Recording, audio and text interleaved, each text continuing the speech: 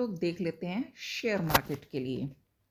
Main है ये share market के लिए प्रेडिक्शन, और एस्ट्रोलॉजी के बेस पे है, ग्रह नक्षत्र के बेस पे है ये मेरी प्रेडिक्शन। और ये प्रेडिक्शन बेसिकली रहेगी सबसे ज़्यादा वॉलेटाइल कौन सा टाइम रहेगा इसमें शेयर मार्केट के लिए 2026 में, वो बताने जा रही हूँ। साथ ही कौन सा टाइम फ्रेम रहेगा जिसमें पूरी ये प्रेडिक्शन सबसे ज़्यादा इफ़ेक्टिव रहेगी।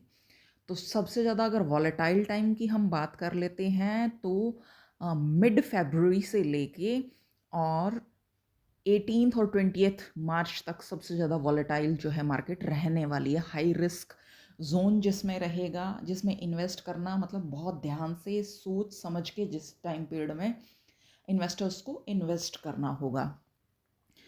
तो ये टाइम फ्रेम रहेगा। और जो टोटल टाइम फ्रेम रहेगा जिसमें मेरी प्रेडिक्शन वैल्यूएबल रहेगी वो रहेगा फरवरी, 1 फरवरी से लेके और अक्टूबर का पूरा एक ये साइकिल रहेगा। फरवरी से अक्टूबर तक का साइकिल रहेगा।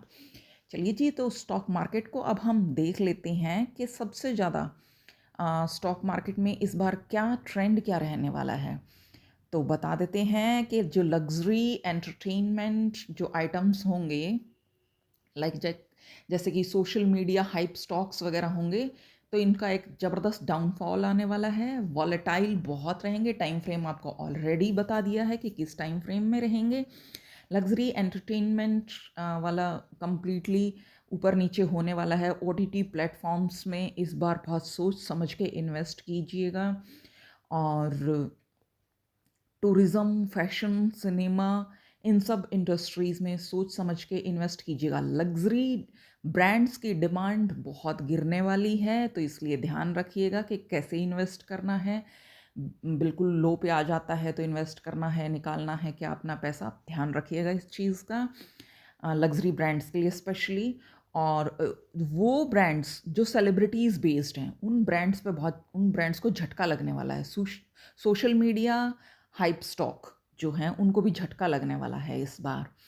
और जो वॉलेटाइल रहने वाली हैं, लाइक शेयर मार्केट में DIIS स्पोर्ट मोड में रहेगा, FIIS कॉशंस लीजिएगा। अनस्टेबल जो रहेंगे सबसे ज़्यादा अनस्टेबल आपके रहने वाले हैं जी PSU हैवी पोर्टफोलियोज़। डिफेंस में ऊपर नीचे रहेगा, रिस्की नहीं है।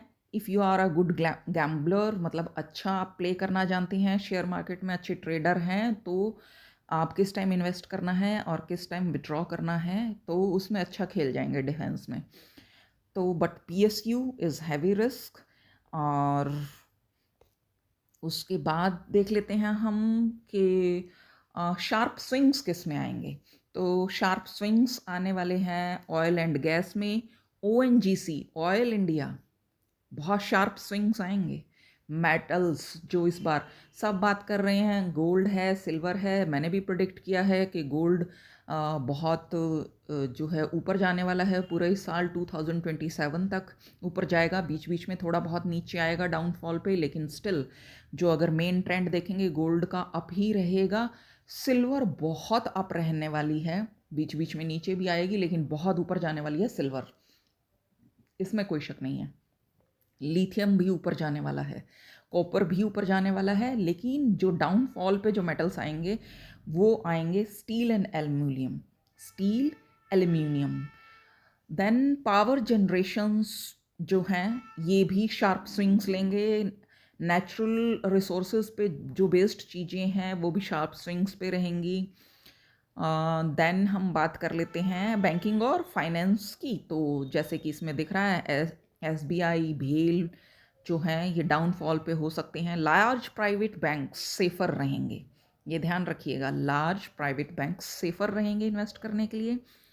NBFCs and leveraged finance vulnerable रहेंगे। और मेन रीज़न ये रहेगा कि मार्केट में पैसा रहेगा, वो घबराने की बात नहीं है, लेकिन लोगों को कॉन्फिडेंस नहीं होगा इन्वेस्ट करने का, ये देख लीजिएगा। यहाँ पे एक बात मैं फिर से कह देती हूँ बहुत अच्छे से कि ये एक एस्ट्रोलॉजी बेस्ड प्रेडिक्शन है, और आप बाकी स्टॉक मार्केट में इन्वेस्ट बहुत ध्यान से और सोच समझ के कीजिएगा। अपने रिस्क पे कीजिएगा, अगर आपको नॉलेज है सच में तभी कीजिएगा। ऐसा नहीं है कि बस आंखें मूंद के इन्वेस्ट कर दें, तो वो इस चीज़ का आप यहाँ ध्यान रखिएगा।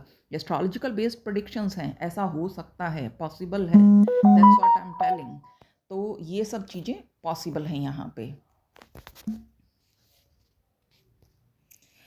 ये प्रेडिक्शन है। फिर उसके बाद हम देखते हैं कि ओवर वैल्यूड स्टॉक्स में थोड़ा सा करेक्शन चलेगा। लाइक बैंकिंग सेक्टर का मैंने आपको बता दिया है क्या रहेगा। मीडिया एंटरटेनमेंट, यस, ये luxury and glamour stocks down जाने वाले हैं। हाई रिस्क स्टॉक्स हैं, इनमें सडन फॉल आएगा। ओटीटी मीडिया हाउसेस में, एडवर्टाइजमेंट जो डिपेंडेंट फर्म्स हैं उनमें भी दिक्कत आने वाली है। अब ये सब social media hike, debt risk, ये सब मैं बता चुकी हूँ।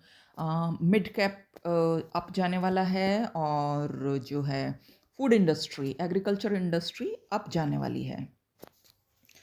और इसके बाद हम बात कर लेते हैं कि हाइक मतलब कौन से हाई जो हैं जाएंगे, स्टॉक्स कौन से हाई जाएंगे। स्ट्रेटजिक मैन्युफैक्चरिंग स्टॉक्स है, एग्रीकल्चर एंड फर्टिलाइजर स्टॉक्स हैं, डिफेंस स्टॉक्स हैं, आईटी एंड डिजिटल इंफ्रास्ट्रक्चर्स हैं। और जो अगर हम लॉन्ग टर्म स्ट्रेटजीज़ की बात करें तो एसआईपी में आप इन्वेस्ट कर सकते हैं। लॉन्ग टर्म स्ट्रेटजी के लिए आप सोच सकते हैं। स्ट्रेटजिक बाइंग जो है वो बेहतर रहेगा। फेवर्ड सेक्टर्स जो लॉन्ग टर्म इन्वेस्टमेंट के लिए रहेंगे वो रहेंगे जी आपके pharma and health care, yes, pharmaceuticals industry, health care industry जो हैं ये लॉन्ग टर्म इन्वेस्टमेंट के लिए अच्छे हैं।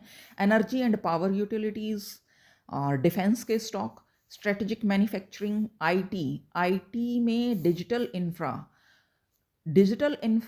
ठीक है, नॉट हाइप एआई वाले में थोड़ा सोच समझ के इन्वेस्ट कीजिएगा, बहुत ही वॉलेटाइल रहने वाला है। देन एग्रीकल्चर लिंक्ड जो हैं वो फर्टिलाइज़र हैं, एग्रीकल्चर वाले हैं, ये हाइक करेंगे। ये ठीक रहेंगे यहाँ इन्वेस्ट करना। विनर स्टॉक्स मैं ऑलरेडी बता चुकी हूँ। आईटी में एक चीज़ ध्यान रखिएगा, अगर इन्वेस्ट करना है तो नॉन यूएस डिपेंडेंट जो हैं आईटी सेक्टर्स, वहाँ आप इन्वेस्ट कीजिएगा, ठीक है। इसेंशियल यूटिलिटीज़ में इन्वेस्ट कर सकते हैं। डिफेंस बाइंग में, हेल्थ केयर ये बता चुकी हूँ, ठीक है। इन चीज़ों में आप ध्यान रखिएगा। उसके बाद ये मैं ऑलरेडी बता चुकी हूँ कि कब से कब तक इसका टाइम फ्रेम है। और investors make money by patience, ये एक ट्रेंड रहेगा कि इन्वेस्टर्स अगर पेशेंस रखते हैं तो मनी बना लेंगे, but traders lose by over confidence रहा तो आप पूरा खोने वाले हैं। लेकिन अगर आपने पेशेंस रखा और इन्वेस्ट किया, अच्छे से लॉन्ग टर्म पे फोकस किया, तो आप you will be a winner. I think आपको ये प्रेडिक्शंस मेरी अच्छी लगी। अगर अच्छी लगी तो शेयर कीजिएगा और सब्सक्राइब